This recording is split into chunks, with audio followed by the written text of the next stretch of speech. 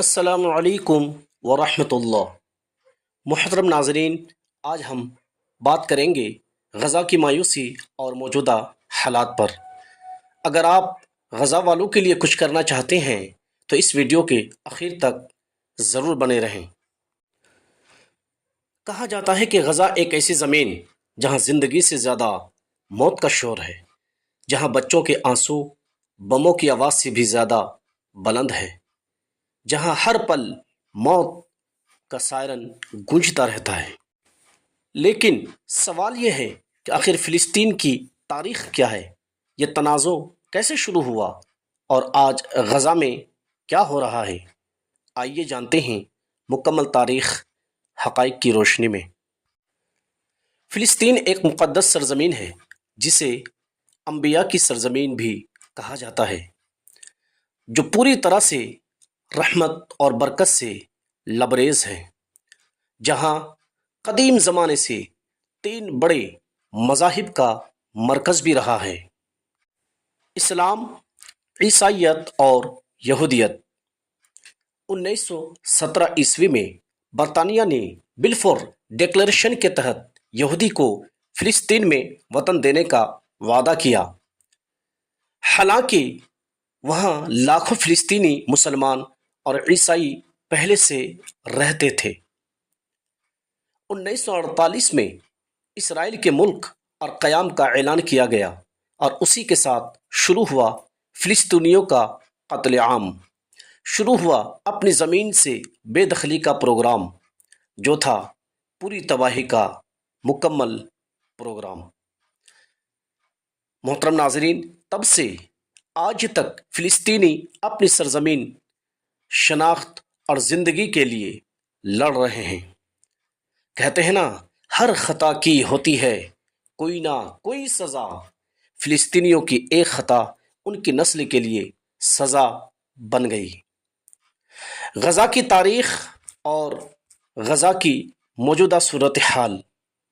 غزہ فلسطین کا ایک چھوٹا سا ٹکڑا تقریباً 365 مربع کلومیٹر پر پھیلا ہوا ہے، جہاں 20 لاکھ سے زیادہ انسان قید ہیں، جو زندگی کی سب سے بڑی ایئر اوپن جیل میں سے شمار ہیں۔ اسرائیل کی ظلم و بربریت کو روکنے کے لیے اور فلسطینیوں کو انصاف اور تحفظ فراہم کرنے کے لیے سن 2006 میں غزہ کے اندر ایک تنظیم اقتدار میں آئی جسے حماس کہا جاتا ہے۔ حماس کے اقتدار میں آنے کے بعد اسرائیل پوری طرح سے بوکھلا گیا اور اسرائیلیوں کے اندر خلبلی مچ گئی۔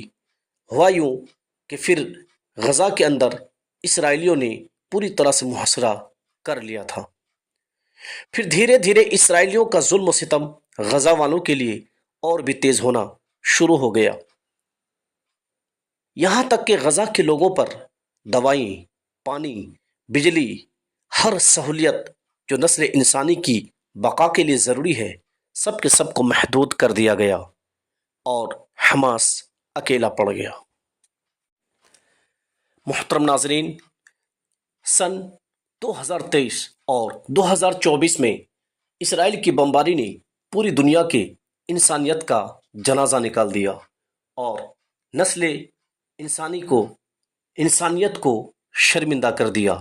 ہر قانون، ہر اخلاقیات کو بالائے طاق رکھ کر دیا گیا اور طاقت اور ہٹلری کے مظاہرہ کرنا شروع کر دیا۔ نتیجہ کیا ہوا؟ نتیجہ یہ ہوا، اسپتال تباہ کر دیے گئے، اسکولوں کو ملبے میں تبدیل کر دیا گیا اور 1 لاکھ سے زائد بچے، بوڑھے، خواتین کو قتل عام کر دیا گیا۔ پوری دنیا جو اپنے آپ کو انصاف پسند اور حق گو کا ڈنکا بجاتا تھا، آج وہ ننگا ناچ دیکھ رہا ہے اور دیکھنے پر مجبور بھی ہے۔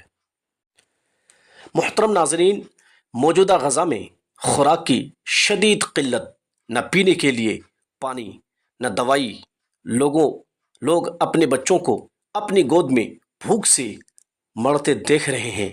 ہر طرف چیخ و پکار ہے، ہر طرف لاشیں ہی لاش ہیں۔ بموں کی دھماکے اور سائرن کی آوازیں انسان کو दहशत और खौफ में जीने पर मजबूर कर दिया है। हद तो यह है कि हर तरफ लाश ही लाश और दफन के लिए कफन भी मैसर नहीं। कई कई दिनों तक लाशें जमीन पर पड़ी हैं। खवातीन अपने हाथों से लाशें दफन करने पर मजबूर हैं। जिंदा बचने वाले मुर्दों के बीच जिंदगी की सांसें ले रहे हैं। ऐसा लग रहा है कि फिलिस्तीन की जमीन करबला की जमीन से ज्यादा कायर बन चुकी है। मोहतरम नाजरीन, गजा की सूरत हाल को देखकर ऐसा लग रहा है इंसानी हकूक की तमाम हदें पार हो चुकी हैं।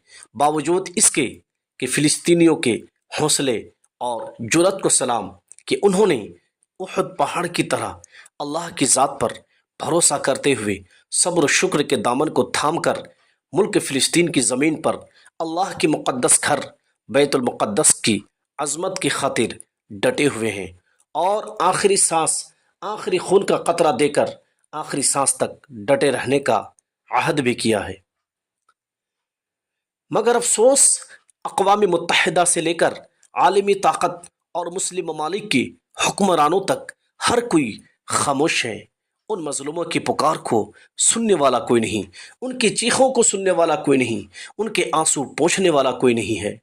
गजा के मासूम बच्चों के नाहक खून हमें चीख चीख कर पुकार पुकार कर कह रही है, ऐ नस्ल इंसान, तेरी इंसानियत की ज़मीर कहाँ मर चुकी है। ये बैतुल मुक़द्दस सिर्फ हमारा ही नहीं बल्कि पूरी दुनिया में हर कलमा पढ़ने वाले मुसलमानों का है। अगर आज तुमने साथ नहीं दिया तो फिर कल क़यामत के दिन क्या जवाब दोगे। मोहतरम नाजरीन, अब सवाल ये होता है ऐसे हालात में करें तो क्या करें। जाहिर है कि ना मैदान जंग में हम जा सकते हैं, ना ही सियासी ताकत रखते हैं। फिर भी हमारे पास कई ताकतें हैं जो बहुत ही मौसर हो सकती हैं। सबसे पहले हमें ज़रूरी है कि सोशल मीडिया पर गजा बचाओ तहरीक चलाएं। अपने घरों, मसाजिदों, स्कूलों, कॉलेजों और दीगर इदारों में गजा बचाओ जैसी तहरीक को आम किया जाए और एहतजाजी शक्ल सूरत में उसे मनाया जाए। मजलूमों के हक में आवाज़ को बुलंद करें। हुकूमती नुमाइंदों, मीडिया और सियासी प्लेटफॉर्म को तस्वीर और सूरत हाल से खबर करें ताकि पुरजोर इसकी मजम्मत हो सके। नंबर 3, मजलूम की दुआ और मजलूम के लिए दुआ कभी रद्द नहीं होती। लिहाजा अपनी नमाजों में गजा के लिए दुआ करें। मसाजिदों, मदारिसों और खानकाहों में इज्तिमाई दुआ करें ताकि क्योंकि जिन हाथों में कोई असबाब नहीं ना हो, उन हाथों में दुआ जैसी ताकत हुआ करती है जो इंसानों की तकदीरें बदल देती हैं। जब इंसान हर तरह से लाचार हो जाए और कोई असबाब, कोई ताकत काम ना आए, तो ऐसी सूरत में दुआ सबसे बड़ा हथियार है, सबसे बड़ी ताकत है। क्योंकि दुआ इंसान की तकदीरों को बदल दिया करती है।